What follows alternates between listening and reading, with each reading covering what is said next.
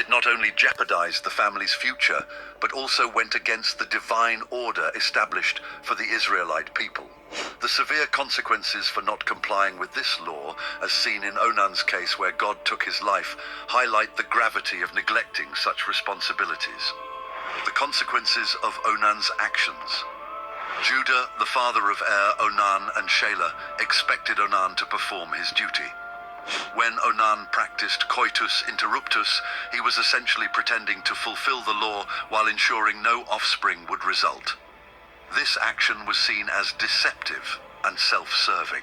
Onan's refusal to father a child with Tamar meant he could potentially inherit his brother's share of their father's estate, along with the primogeniture, the right of the firstborn, which would grant him leadership within the family.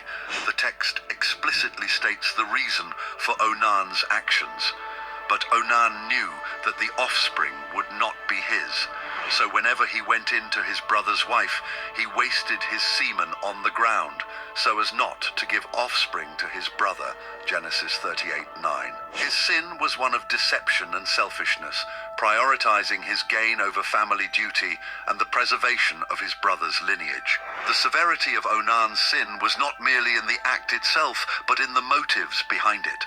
By failing to produce an heir, Onan was attempting to manipulate his family's inheritance rules for his benefit.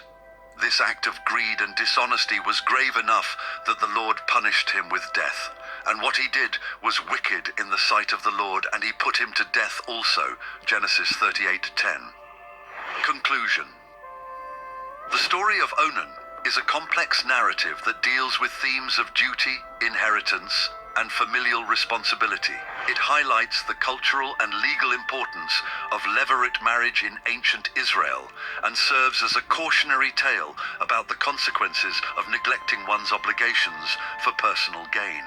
The interpretation of Onan's actions and the resulting divine punishment underscores the seriousness with which these duties were regarded and the moral expectations placed on individuals within the community.